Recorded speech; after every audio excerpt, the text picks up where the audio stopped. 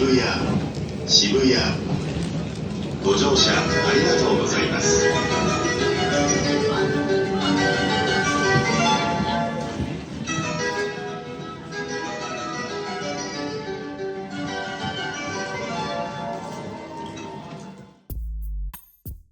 Hey, welcome to Shibuya in Tokyo, Japan.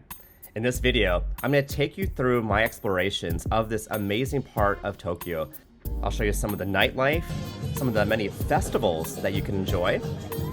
Yes, now you know that they had an Egyptian festival, and you can enjoy a meal from a Michelin-starred chef. This is a Japanese curry from a place called Pork Vindaloo, and this is less than $10 US. So whether you're a baller or on a budget like me, Tokyo is sure to have everything to make you feel some type of way.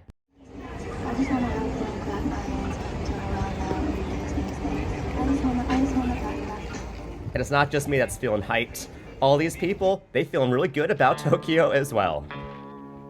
Yeah, I really aim to kind of give you a different perspective, literally and figuratively, of Tokyo. And then yeah, they even have flea markets, and I enjoy these even back at home. Yes, they have even Thai dancers, so they got all the cultures covered out here. They can cook some incredible food. They can dance. They are a talented country full of culture.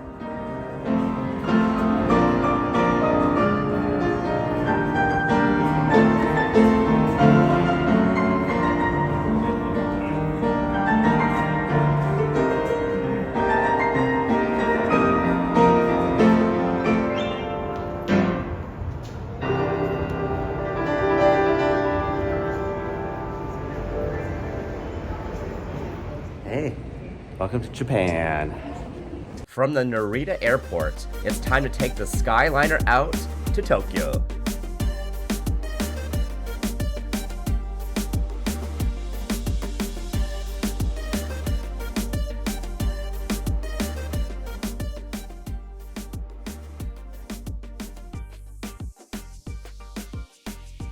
I visited Tokyo in March of 2024, and I decided to stay out in Shibuya.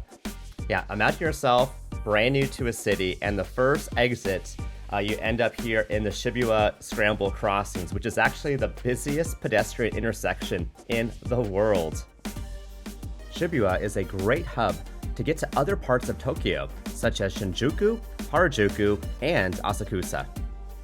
But even from the Bay Area and here in California, where I've taken the subway as a daily thing, I was still quite overwhelmed by just the scale of these Japanese train stations and the fact that there are so many different levels within the stations, many different ways to exit.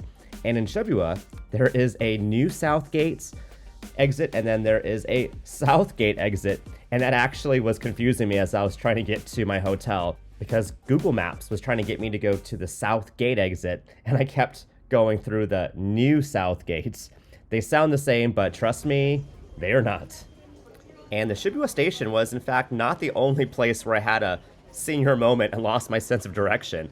I also got lost in one other station on my way to Akihabara. All right, I am most definitely lost. I have no idea how to get out of the subway station. And after I finally navigated the maze of the station, I was finally heading in my direction to the hotel that I was staying at, which was the Granbell Hotel. About a 5-minute walk to the station, although in my case it ended up being more like 15 minutes since I was getting turned around. It's a very nice hotel, simple yet very convenient, and at a beautiful spot of Shibuya. And then here's my room. Stayed in just a 1-bedroom room, which had all the space that I still needed. A little desk, very clean, impressive bathroom, the right amount of space for a single traveler. And after checking out the room, it was my time to seek out some food. I took a little peek at 7-Eleven, but I ultimately decided to have some ramen, which is one of my favorite comfort foods. And at the recommendation of the hotel staff, I had this bowl of ramen right across from the Granbell Hotel. It's a small hole-in-the-wall place. This is the name of it. And during my entire stay in Japan, this still was the best bowl of ramen that I had.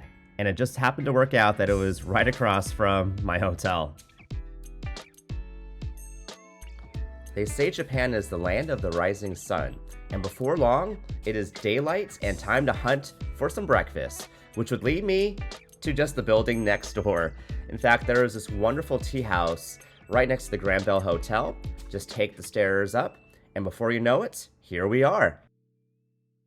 And let me tell you about Japanese sandwiches, especially their egg sandwiches. So fluffy. Can't even describe it. You just have to have the sandwiches here for yourself. So something about the sandwiches in Japan just hits different. And I'm not a sandwich person, but they're so good here. Plus, did you see the prices? Like, you could feast out here for almost nothing. So why not get a sandwich, some soup, and coffee for breakfast? After eating a copious amount of food for breakfast, now it's time to walk it off and head to a new spot in Shibuya.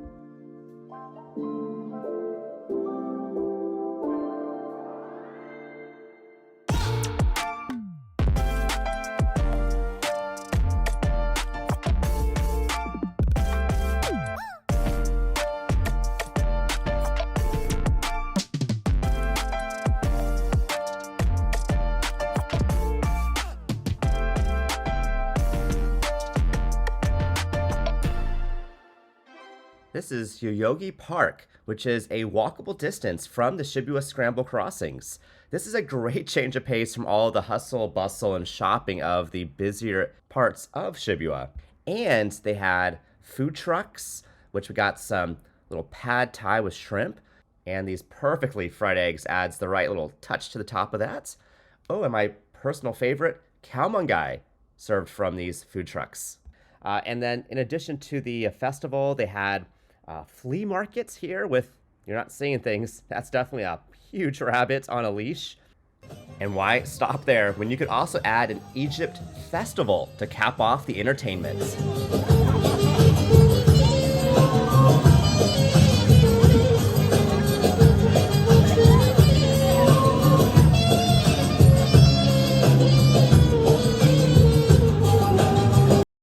I'm going to assume these are journalists covering that Egypt festival. So I'll take you back to the Thai food trucks where they have a Thai festival as well.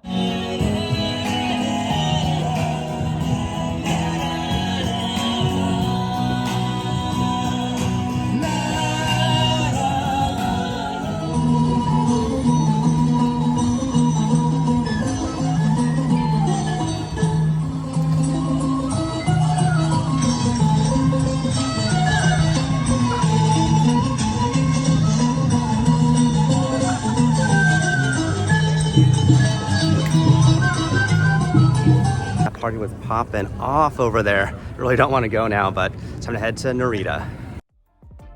Wherever you want to go, Shibuya has the trains and the routes to take you there. Whether it's the JR line, which I primarily took using my Suica card, and I do have a whole video about how the Suica card works. And then you could also take the high-speed rail to all of the other amazing cities in Japan.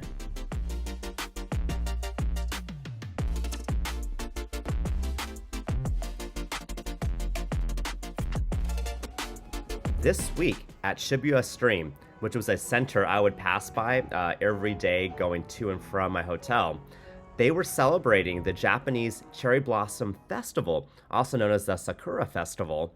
And they were today hosting local pianists to showcase their talents, and I got to enjoy a lot of different songs from these artists.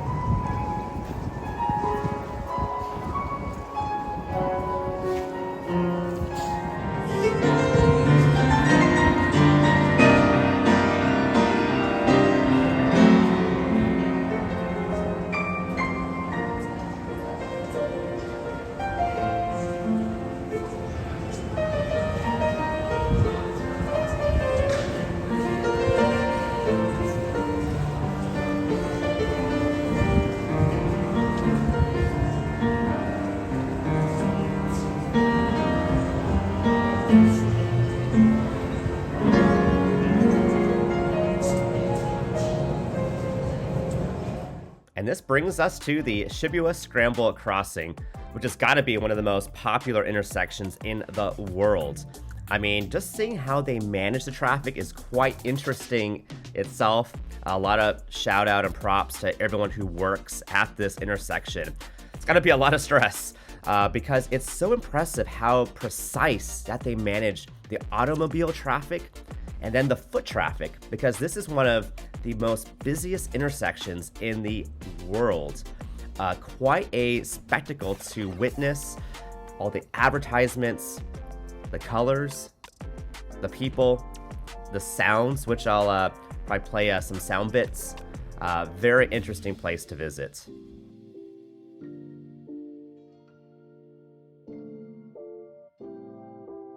It doesn't matter if you're from LA, the Bay, or in Tokyo, everyone's got to hustle to make a living.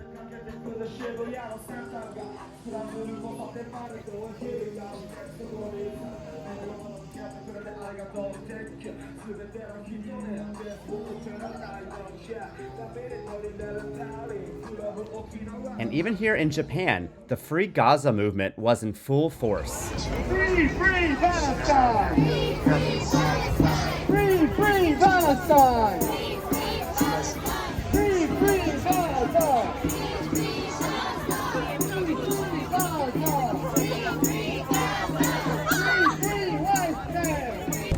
Alright, and that pretty much concludes the last evening I'll be spending here in Tokyo. It was real, guys. Konbanwa. In Shibuya, the nightlife is second to none. They have bars, they've got restaurants for so many different late night shops, family marts, 7-Elevens. So whatever you need, Shibuya can provide.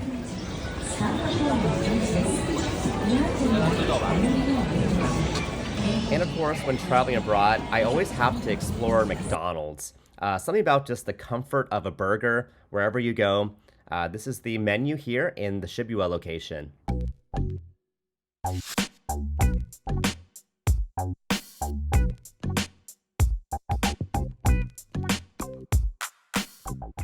And when it came to late night dining, or pretty much all day dining, Kamakura came in clutch for me. Here at nighttime, they have a wide variety of options served all night and even during the daytime. They only close from 6 a.m. to 10 a.m., so feel free to get your fried chicken on any time of the day. I also tried some of their pot stickers over here and their donburi rice bowls. Look at that egg perfectly on top. All right, it's like 1 a.m. here in Shibuya and it's still popping off. Hey, it's my spot again, and they are still open. Hell yeah. Got everything you'd ask for 1 a.m. This definitely beats Taco Bell or McDonald's here in the States. They do also have some places where you can enjoy a pint of beer, such as these British pubs called The Hub.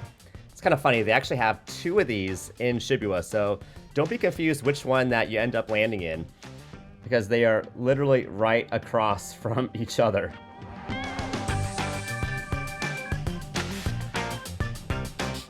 And I like how you can get these tiny little 8-ounce glasses of beer as well.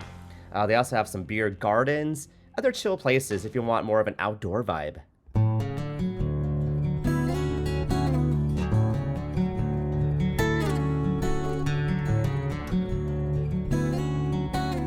And of course, in true spring fashion, there's always rain here in Tokyo, so be sure to bring an umbrella, some shoes that are rainproof, because you will find yourself sloshing through the city on these cold, rainy days in Japan.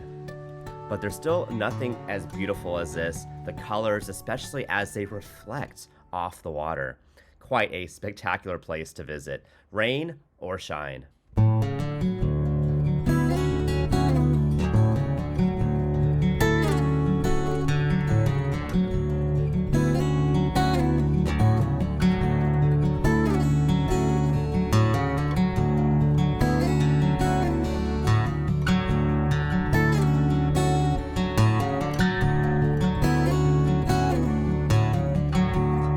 All the walking today, as well as all the filming, How do I ever manage to keep my shoes and my other clothing from getting wet?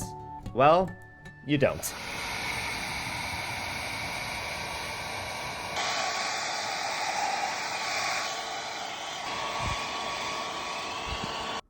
And of course, while in Japan, Family Mart and 7-Eleven have all of your needs covered.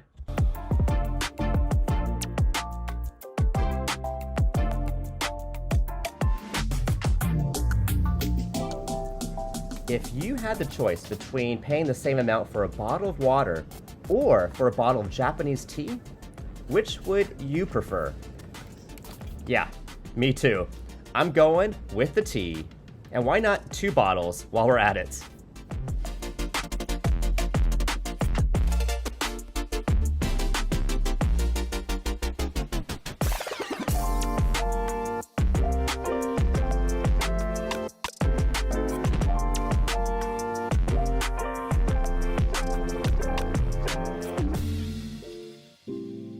I don't exactly know what the lobby is, but I'm assuming that's what that means. Here's the view from the hotel room. From Shibuya Station, this is pretty much on the opposite side of the Shibuya Crossing, so I have to basically go back through the station to get to Shibuya Crossing, which is that famous intersection. And it may have been a great thing that the hotel was away from Shibuya Crossings, because it ended up being a very quiet room, even when I had the window open. And if you're wondering why I had the window open, it was actually quite warm in the room, and I didn't have a temperature control for the room. Yeah, so I'm gonna see about if I could maybe crack this window open that's in the bathroom over there. Of course, that just might mean that the heater is just gonna work that much harder if cold air starts blowing in. And I should also probably mention that California time for me was like afternoon already, so it was quite hard getting sleep. All right, it's about 5 o'clock in Tokyo.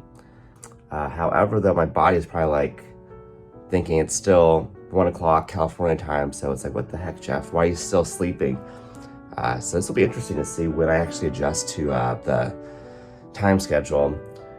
So it sucks not getting sleep, but then again, I guess if my body doesn't want to sleep, that might be a good sign. At least it means I have energy, but we'll just see how sustainable this is going to be for the trip.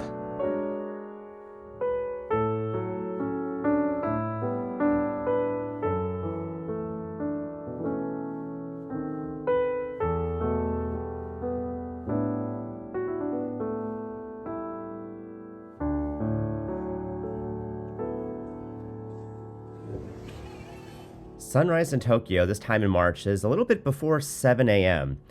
I got in about maybe 6 hours of sleep, but that was enough for me to be energized and get ready for my first full day in Japan. All right, so I learned the other day that this is not, oops, I just pressed it. That is not the lobby. I don't exactly know what the lobby is, but I'm assuming that's what that means. Not the lobby. One's the lobby still. This is their restaurant, which I just conveniently selected. I decided to walk to Shibuya Scramble, which is about a 5-minute walk from the hotel.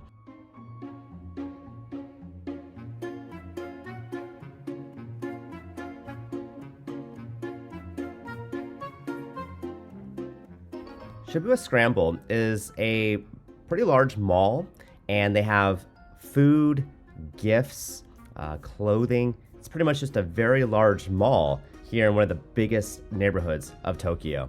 It does connect with the Shibuya train station, so this is probably going to be one of the first malls that you can go into once you get to Shibuya. Can be quite a maze, a lot of floors, and of course, like most Asian places, there actually is no 4th floor. Fun fact, although the floor does exist, there's actually no shops on that 4th level. And that kind of makes sense. Otherwise, the 5th level would have been the 4th floor if they would have just skipped the 4th floor altogether.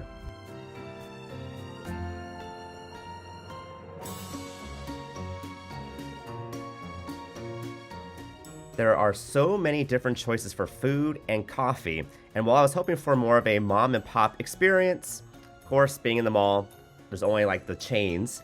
So I did find this chain called Tully's Coffee. The thing that struck me first was their seating area. I'm like, what are all these bean bags and tables here? It's a coffee shop. So I had to try one of their mochas. I also got one of their sandwiches. And the thing about Japanese bread is that it's just so fluffy, it's light. It's bread that I've never had before, so you gotta try their Japanese sandwiches when you're here.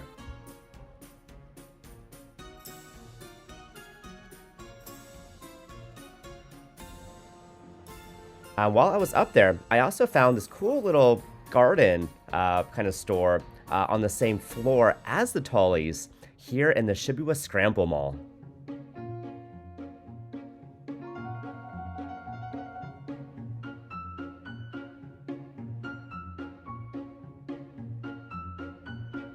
Not only was it pretty cool to see, you know, this maze of plants, little forest basically inside of the mall, but it was a pretty good view of Shibuya. You can see that JR train just passing by and part of the Shibuya Crossings.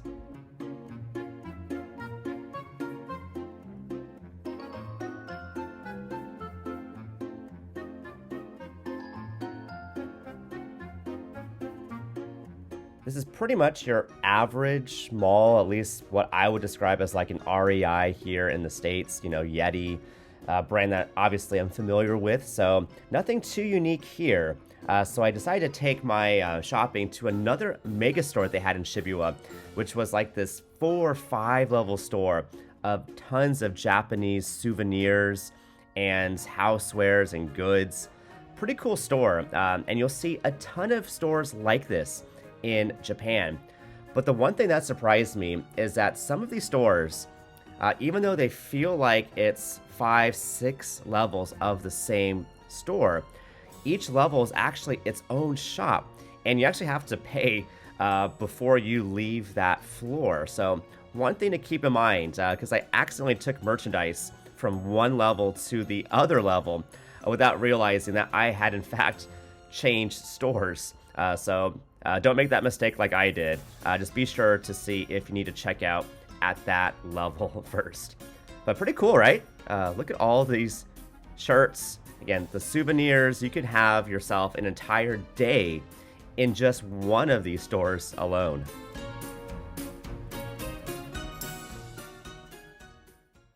It's pretty cool. They actually have these ramps for, I guess, if you're carrying maybe luggage down the stairs or a cart. Which I wish I knew about this yesterday when I was lugging my luggage around.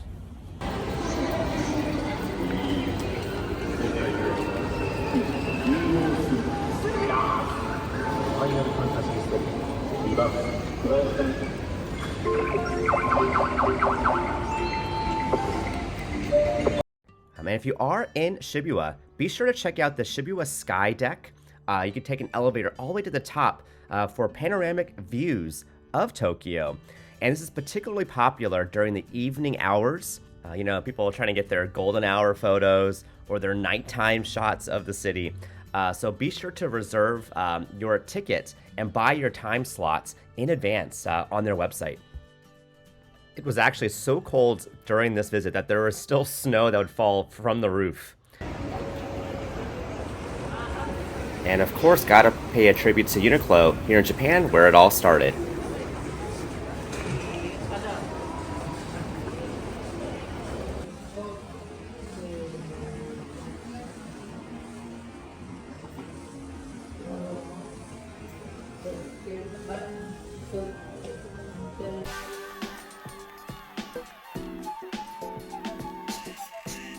As crazy as this sounds, I traveled 20 hours to get to Japan, yet I'm still going to an IKEA. That's right, IKEA, the Swedish brand, here in Shibuya. And I've got to check out this 7-story location just to see how unique this store is.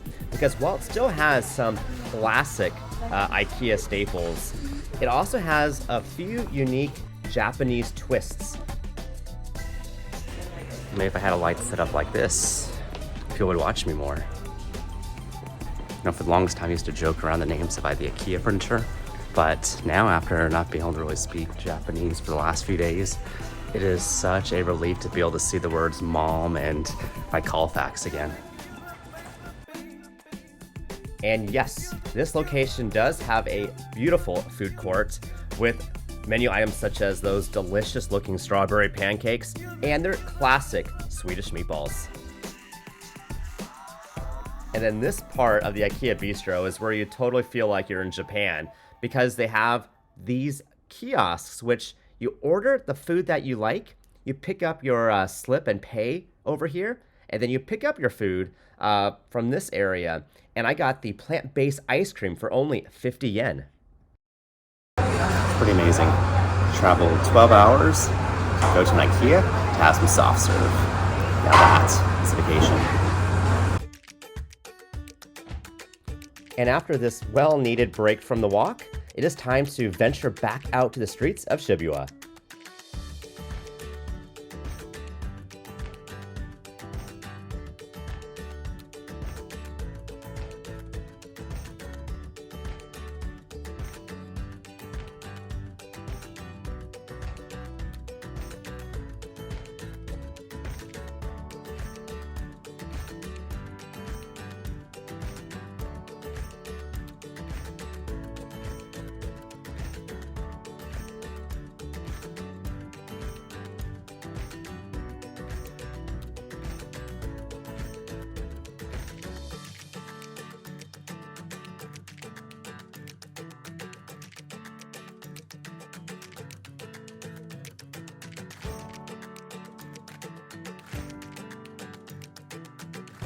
If there's one dessert that the Japanese love, that is crepes.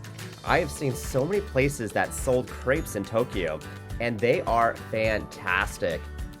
Like, the French may have been the first to create them, but the Japanese know how to make them. One of the meals that you must enjoy while you're in Tokyo is this Japanese curry. It's served at a restaurant called Pork Vindaloo out in Shibuya. Very small hole in the wall. Here is the name of it. In fact, only about maybe 6 to 8 diners can sit in at a time, and he only serves enough meals until he sells out, so you almost have to get here relatively early to enjoy.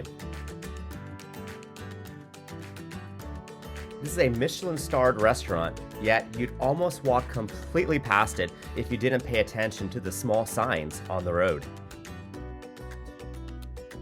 Miyashita Park is a quick hop from Shibuya Scramble Crossings, and this is an elevated park, complete with some playgrounds, they have some food trucks, and there's even a Starbucks up here.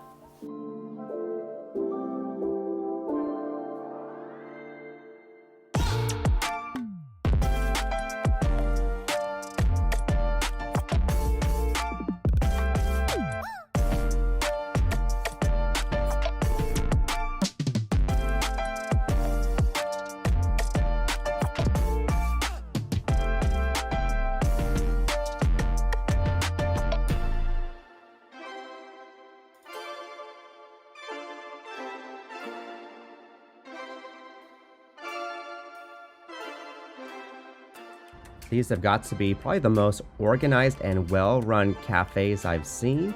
And while you're in Japan, don't forget to stock up on your Japanese swag.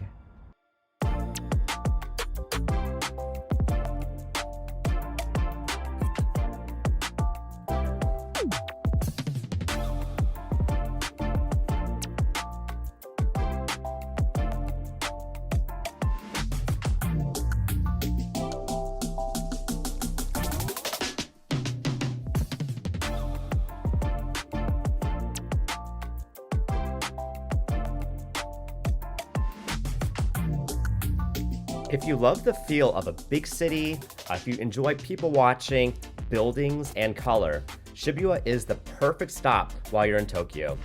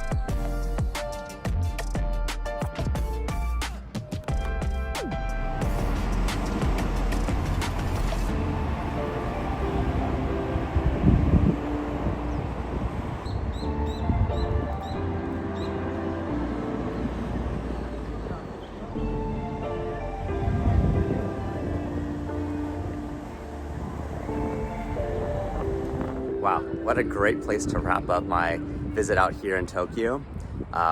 Just so many surprises. This city never ceased to amaze me at every step, every subway station, and every restaurant and bar I went to was definitely different than my expectations, and I'm so glad I got a chance to see something a little bit different than my culture. So if you have a chance to try something new, learn new languages and meet great new people, Tokyo is a great place to visit for a first timer in Japan, or at least from my perspective, because, you know, again, I didn't know any Japanese, but I still felt quite at home here in the city. Yeah, but I think I got everything ready to go before heading back out. But thank you so much, Japan and Hotel Granbell. This was a great location out in Shibuya, and I hope you have a chance to visit, and hopefully I get a chance to come back. 7号成田空港に到着です。お下がりください。